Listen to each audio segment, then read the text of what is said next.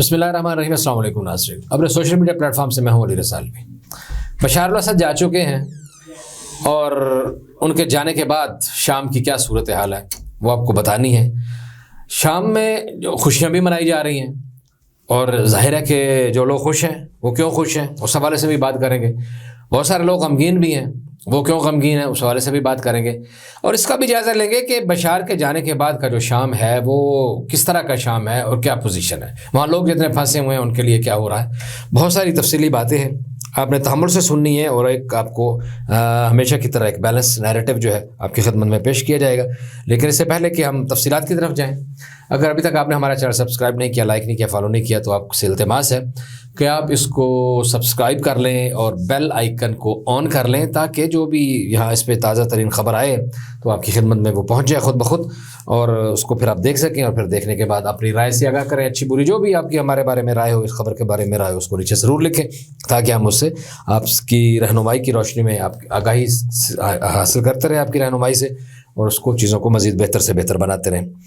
تو یہ پروگرام بھی آپ کی ڈیمانڈ کے مطابق ہوتے ہیں، یہ بھی ہمیں بار بار کہا گیا، ہمارے واٹس ایپ سے بہت سارے میسیجز کیے گئے کہ شام کے اوپر اپڈیٹس آپ مزید دیں، تو اس لیے ہم نے آپ کو تکلیف دی۔ اب جناب، یہ جو میرے پاس اپڈیٹس ہیں یہ براہ راست شام سے آتی ہیں، جو شام میں موجود پاکستانی ہیں، کچھ دوست احباب وہ بھیجتے ہیں، یا یہاں جو لوگ ہیں جن کے عزیز و اقارب وہاں موجود ہیں یا پھنسے ہوئے ہیں وہ بھیجتے ہیں،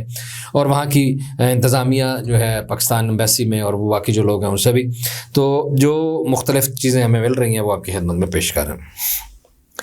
اب جناب، ایک بات تو یہ ہے کہ بشار کے جانے کے بعد پہلے تو آپ کو پتہ ہی ہے، لوگوں نے اس دن بھی کہہ رہے تھے مر گیا، انتقال ہو گیا، یہ ہو گیا، جہاز کریش ہو گیا، تو میں نے اس پروگرام میں ویلاگ میں آپ کو کہا تھا کہ میں اس طرح کی بات نہیں کرتا، خاص طور پہ کوئی مطلب ہے کہ وہ تو ایک سابق سربراہ مملکت تھا، تو کوئی برے سے برا آدمی بھی، کوئی دشمن بھی، کوئی بھی ہو، تو یہ ایتھکس کے خلاف ہے، یہ میڈیا کے ایتھکس کے خلاف ہے کہ آپ کسی شخص کی موت کی خبر دے دیں جب تک کہ باضابطہ اس کے عزیز و اقارب اس کی اناؤنسمنٹ نہ کریں، تو یہ بہت بڑا کرائم ہے۔ لیکن الحمدللہ میں تو حیران ہوتا ہوں کہ یہ کیسے کیسے بڑے بڑے نامی گرامی لوگ وہ دھڑلے سے ایسی خبریں دے رہے تھے۔ بہرحال وہ بخیر و عافیت وہاں پہنچے، ان کا جہاز وہاں پہنچا، اور انہوں نے اس کو پیوٹن نے ان کا استقبال کیا، روس میں ان کو پناہ دے دی گئی۔ یہ تو ہو گیا بشار۔ اب بشار کے جانے کے بعد شام میں کیا صورتحال ہے، اب میں آپ کو بتاؤں کہ آپ تھوڑا سا یہ بھی دیکھ لیں کہ حسنی مبارک کے جانے کے بعد تیورس کی کیا صورتحال ہوئی، قذافی کے جانے کے بعد لیبیا کی کیا صورتحال ہوئی، صدام کے جانے کے بعد صدام کے جانے کے بعد عراق کی کیا صورتحال ہوئی، اور اسی طرح اس کے جانے کے بعد بشار الاسد کے جانے کے بعد شام کی کیا صورتحال ہوگی۔ اس میں کوئی زیادہ فرق نہیں ہوگا۔ فرق اس لیے نہیں ہوگا، خوش نہیں ہونا چاہیے، میں باتیں ذرا زیادہ کھول کے کرتا ہوں کہ مطلب کہ کسی کے اوپر کسی ایک مکتبہ فرقے لوگ پریشان تھے اور خوش تھے، کسی پہ دوسرے مکتبوں سے نکل کے سوچیں، اس صرف اور صرف انسانیت کے طور پر سوچیں، اور خدا کے لیے صرف مسلمان بن کے چیزوں کو سوچیں، اپنے ذاتی عقائد اور اپنی پریکٹسنگ کو سائیڈ پہ رکھ کے سوچیں کہ چیزیں کیا ہے، کہ اس کا فائدہ اور نقصان کیا ہے۔ خوشی منائی جا رہی ہے کہ جولانی آ گیا۔ جولانی جو ہے یہ وہ بندہ ہے جس کا اصل نام احمد حسین ہے۔ اچھا، اس کے بارے میں بھی اشتباہ کیا جا رہا ہے، کوئی کہہ رہا ہے کہ یہ عراقی ہے، کوئی کہہ رہا ہے کہ یہ گولان کی پہاڑیوں میں انہیں جولان بھی کہتے ہیں، کہ انہی علاقے میں، اس علاقے میں یہ پیدا ہوا، اس وجہ سے گولانی کہلاتے ہیں، اور اس کی تعلیم جو ہے وہ مغرب کی ہے۔ اچھا، سب سے پہلے یہ القاعدہ سے وابستہ تھا، القاعدہ کے بعد اس نے اس سے علیحدگی کی اور جبہت النصرہ بنایا، پھر ایک اور گروپ بنایا، پھر یہ گرفتار ہوا اور یہ بظاہر جیل میں رہا، اور بظاہر جیل کے دوران اس کے بعد جب یہاں اس کی کوئی بھی اپڈیٹنگ ہوئی، اس کی وہ جو بھی مینوفیکچرنگ ہوتی ہے یا ری اسٹرکچرنگ ہوتی ہے یا جو بھی مائنڈ میکنگ ہوتی ہے، اس کے بعد جیسے یہ باہر آیا تو اس نے ہیئت تحریر اسلامی بنائی، اور اس میں یہ اس نے کہا، اس نے اعلان کرنا شروع کر دیا کہ میرا مسئلہ صرف اور صرف بشار ہے، میرا مسئلہ بشار الاسد ہے۔ پھر اس نے آن دا ریکارڈ ایک بیان دیا، اس کا بیان موجود ہے کہ اس نے کہا کہ ہمارا نقطہ نظر، ہم حرام سمجھتے ہیں امریکہ اور مغرب کی تنصیبات کو اور ان کے مفادات کو نقصان پہنچانا ہم جائز نہیں سمجھتے، ہم حرام سمجھتے ہیں۔ تو مغرب اور امریکہ کی مفادات کو نقصان پہنچانا حرام سمجھتے ہیں، پتہ نہیں مسلمانوں کے مفادات کو نقصان پہنچانا حلال سمجھتے ہیں یا نہیں سمجھتے، یہ ایک قابل غور بات ہے۔ دوسرا یہ وہ اس میں وہ القاعدہ کے بعد ہاں وہ درمیان میں مس ہو گیا، یہ ISIS کا، داعش کا بھی ایک بندہ رہا، اور پھر اس میں اس کے جھگڑا بھی ہو گیا امن الظواہری کے ساتھ، اور ایک اور گروپ بنا۔ اس کے اوپر اگر آپ کو اپنے اگر ڈیمانڈ کی میسیجز میں بتا دیجیے گا کامنٹس میں یوٹیوب کے نیچے یا فیس بک کے، تو ہم آپ کو اس کے اوپر مزید ڈیٹیلز بھی بتا دیں گے کہ کیا جھگڑا ہوا تھا، کیا معاملات تھے۔ اچھا پھر یہ گرفتاری یا ظاہر جو روپوشی تھی، یہ جو جیل تھی، اس کے بعد انہوں نے آ کے اعلان کیا کہ میرا مقصد صرف اور صرف بشار الاسد کو ہٹانا ہے۔ اس کے بعد ان کو سپورٹ حاصل ہوگی جولانی صاحب کو، یہ مصر کی بھی سپورٹ حاصل تھی، طیب اردگان کی بھی تھی، سعودی عربیہ کی بھی تھی، اور بظاہر یہ تھی۔ لیکن آپ کو یہ بتائیں کہ 50 سال سے جو اسرائیل صرف گولان کی پہاڑیوں پہ ایک جگہ پر بیٹھا ہوا تھا، بشار کے گرنے اور جولان کے آنے کے بعد نیتن یاہو نے بذات خود وہاں دورہ بھی کیا، وہ اندر بھی آ گیا اور فوراً آرڈر کیا کہ ساری ان چوکیوں پہ قبضہ کر لیں، اور وہ چوکیوں پر قبضہ ہو گیا ہے اور پیش قدمی جاری ہے، اور بمباری شروع ہو گئی ہے شام کے اندر بھی، اور وہ شام والا سارا جو 7 کا ملکہ علاقہ ہے وہ انہوں نے اس پہ قبضہ کرنا شروع کر دیا ہے، اور بہت سارے علاقے پہ قبضہ کر بھی لیا ہے۔ تو وہ جو 50 سال سے جس کے اوپر یہ رکے ہوئے تھے وہ نہیں رکے۔ تو اس میں اب ہمیں سوچنے کی بات ہے کہ اس میں مختلف مقاصد اور مختلف مکاتب فکر اور مختلف گروپوں سے نکل کر یہ سب سے زیادہ خوش کون ہے؟ اسرائیل، اور وہ بہت زیادہ خوش ہیں، اور وہ انہوں نے اپنی خوشی کا اظہار جو ہے وہ چھپایا نہیں ہے۔ اور یہ بھی بتاؤں کہ جولان کی اس کے سر کی قیمت $1 کروڑ یعنی $10 ملین تھی، لیکن حیرت کی بات ہے کہ جس بندے کے سر کی قیمت $10 ملین تھی، اسی بندے کے آنے کے اوپر بائیڈن بڑا خوش ہے، اس کے اوپر ٹرمپ بڑا خوش ہے، اس کے اوپر نیتن یاہو بڑا خوش ہے، اور یہ اس کو پکڑ نہیں سکے۔ ویسے تو یہ کہتے ہیں کہ دنیا کی کوئی سوئی بھی ہم سے جو ہے وہ چھپی ہوئی نہیں ہے، تو یہ ایک بات دیکھنے والی ہے کہ یہ۔ پھر دوسرا معاملہ یہ ہے کہ یہ جس راستے سے آئے ہیں، شام جو ہے یہ راستہ تھا فلسطینیوں کے جہاد کے لیے، ان کے انقلاب کے لیے، ان کی لڑائی کے لیے، راستہ ادھر سے جاتا تھا۔ لبنان والے معاملہ بھی ادھر سے، وہ ہتھیار سارے ادھر سے جا رہے تھے، حماس کو ہتھیار جو ہومس کے راستے سے ملتے تھے۔ تو اب آپ بھول جائیں کہ ادھر سے راستے کے ہتھیار جائیں گے، فلسطین بھی بھول جائیں کہ اب فلسطین والی لڑائی ختم، ٹائیں فش اب وہ ختم ہو گئی ہے، اس میں کوئی ایسا معاملہ نہیں ہوگا، اور نہ ہی وہ اس میں وہ حماس والا معاملہ جو ہے وہ بھی ختم ہو جائے گا، لبنان والا بھی، حزب اللہ۔ کیونکہ اب ایک بات، اس کو جو لڑائی کے 3 محور تھے، حزب اللہ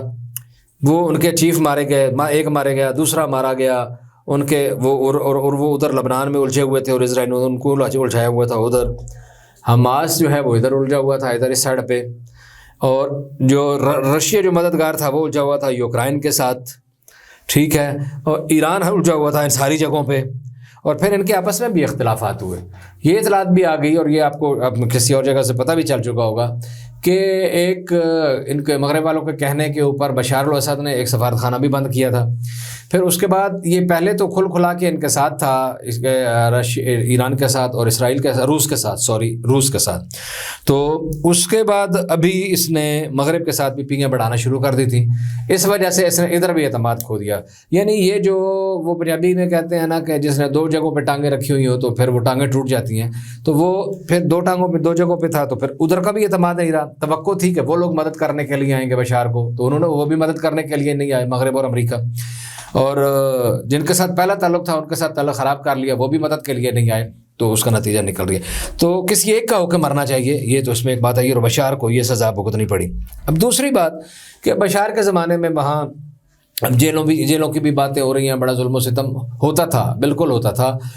اور سختی تھی، وہاں کی خفیہ ایجنسیاں بڑی متحرک تھیں، لوگوں کے لیے مشکلات تھا۔ تو یہ بھی ایک سبق اس میں ملتا ہے کہ جہاں زندگی کا سانس لینا دشوار ہو جائے، عام لوگوں کے لیے جینا مشکل ہو جائے، مہنگائی عام ہو جائے، بات کوئی نہ کر سکے، آزادی اظہار ختم ہو جائے، میڈیا پابندی ہو، بات کرنے پر بندے کو مار دیا جائے، اٹھا لیا جائے، جیلوں میں ڈال دیا جائے، تو پھر ان حکمرانوں کے ساتھ اور ان حکمرانوں کی اس فوج کے ساتھ عوام جو ہے ڈسٹرس پیدا کر لیتی ہے، اور بشار کے ساتھ بھی یہی ہوا، اور جس کی آپ سزا دیکھ رہے ہیں۔ اچھا جی، اب یہ معاملہ ہے۔ اس کے علاوہ ایک اور اشتباہ جو سب سے زیادہ مسئلہ تھا مختلف لوگوں کو کہ شام میں سب سے مقدس ترین جگہ جو ہے وہ زینبیہ میں جناب زینب سلام اللہ علیہا کا مزار مقدس ہے. سب سے مقدس ترین جگہ وہی ہے, یا پھر ان کی بھتیجی جناب سکینہ کا مزار وہی. اچھا, یہ اس پہ زیادہ پریشانی تھی. اس میں کچھ اطلاعات یہ ہیں کہ قطر اور سعودی عربیہ نے یہ یقین دہانی کروائی ہے ایران کو کہ ان مقدس مقامات کی توہین نہیں کی جائے گی. اچھا, یہ خوف اس لیے تھا کہ پہلے جب یہ داعشی لوگ ادھر آئے تھے تو انہوں نے صحابی رسول حضرت حجر بن عدی رضی اللہ تعالی عنہ کہ جسد مبارک کی توہین کی تھی. ان کی قبر اطہر کو اکھاڑا تھا اور ان کے جسد اطہر کو نکال کے شفٹ کرنے کی کوشش کی تھی اور کیا تھا, اور کچھ اسی طرح اور بھی بہت سارے مقدس مقامات, کیونکہ وہ بڑے اہم ترین صحابی رسول تھے, ان کی بات بہت زیادہ ہائی لائٹ ہو گئی تھی. اس کے علاوہ بھی کچھ صحابہ کرام رضوان اللہ علیہم کی مزارات مقدسہ کی توہین کی گئی تھی, اسی طرح اور مقابر کی توہین کی گئی تھی. تو یہ بہت زیادہ خطرہ موجود تھا اور اس حوالے سے ان کا داعشیوں کا بیان بھی موجود تھا. تو یہ بہت زیادہ کنسرن تھا. تو رسول اللہ کی نواسی ہیں تو ان کے ساتھ خدا نخواستہ کوئی ایسا, تو ابھی تک وہاں کی الحمدللہ اچھی خبریں ہیں کہ حرم مطہر کو کھول دیا گیا ہے, زیارات کے لیے لوگ وہاں آ رہے ہیں, اذان ہو رہی ہے, نماز ہو رہی ہے. یہ ہمیں وہاں سے کچھ لوگوں نے ویڈیوز بھی ہمیں بھجوائی ہیں تازہ ترین بنا کے. کوشش کریں گے اگر ہم آپ کو دکھا سکے یا نہ بھی دکھا سکے تو یہ بہرحال یہ ایک وہاں کی صورتحال جو ہے وہ بہت کمفرٹیبل ہے اور بہت بہتر ہے. اب یہ ہے کہ یہ شام ابھی جو ہے یہ اب آئیں گے, جولانی آئے گا, صدر بھی آ گیا, دوسرا وہ بھی ہو گیا, ایک انٹرم سیٹ اپ بھی بن گیا. آگے مزید صورتحال جو بھی ہوگی وہ بھی ہم آپ کو بارہا بتاتے رہیں گے, وقتاً فوقتاً بتاتے رہیں گے. لیکن سوال یہ ہے کہ کیا ابھی انہوں نے جو ایک لبرل پروگریسو فیس بتایا کسی حد تک, کیا اسی پہ کہ یہ قائم رہتے ہیں یا نہیں؟ کیونکہ یہ افغانستان میں ہم نے دیکھا تھا کہ جب طالبان آئے تو انہوں نے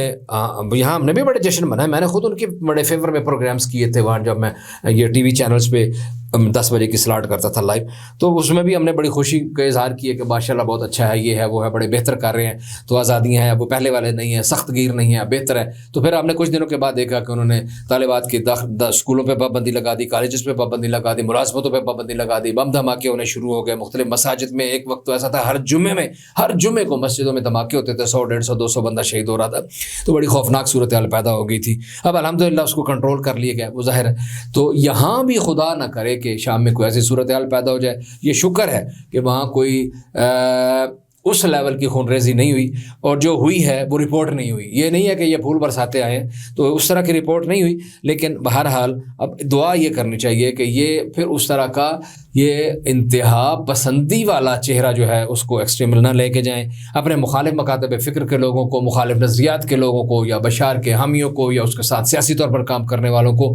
اس طرح نہ کریں. اب دوسرا کام یہ ہوا کہ شام کی فوج کے کافی سارے لوگ جو ہیں, کوئی 2000 کے قریب لوگ جو ہیں وہ ہتھیار پھینک کے عراق میں داخل ہو گئے ہیں. اور تیسری بات یہ ہے کہ عراق میں شام میں انہوں نے ایک ہمارے کونسل خانے کی طرف سے, حکومت کی طرف سے بھی کچھ اخبار نمبر چھاپے گئے ہیں, شائع کیے گئے ہیں کہ جہاں پاکستانی پھنسے ہوئے, 300 سے زیادہ پاکستانی وہاں پھنسے ہوئے ہیں, کہ جو خاص طور پر زیارات کے لیے گئے ہوئے تھے, جو ویسے وہاں بزنس کے لیے رہتے ہیں, اپنے کام کاج کے لیے رہتے ہیں, نوکری کرتے ہیں, یا وہاں دکان بنائی ہے, ہوٹل بنائے ہوئے ہیں, کچھ بھی لوگوں کا کام دھندا جو بھی مزدوری کے لیے لوگ جاتے ہیں, تو وہ تو ایک علیحدہ بات ہے. لیکن زیارات کے لیے لوگ وہاں پھنسے ہوئے تھے. تو ان لوگوں نے, کچھ لوگوں نے ہمیں شکایت کی ہے, یہ کہا ہے کہ جو نمبر اخبارات میں یا شائع کر کے دیے گئے ہیں یا سوشل میڈیا پہ فراہم کیے گئے ہیں, بدقسمتی سے وہ نمبر اٹینڈ نہیں ہو رہے, اور ان نمبر سے کوئی اچھے طریقے سے انٹرٹین نہیں کیا جا رہا. تو ظاہر ہے کہ ہماری یہ بھی التماس ہوگی کہ شام میں جو ہمارا سفارت خانہ ہے کہ وہ لوگوں کے لیے آسانیاں پیدا کریں, ان کو انٹرٹین کریں, ان کی بات سنیں, اور ان کو وہ جہاں ہیں ان کو مشکلات سے, جنگ زدہ ماحول سے باہر نکالیں. اور شام کا سفارت خانہ اور وہاں کے لوگ خود اگر اس حوالے سے اپنی کوئی بات مزید ہم تک پہنچانا چاہتے ہیں تو ہم سے رابطہ کر سکتے ہیں. ہمارے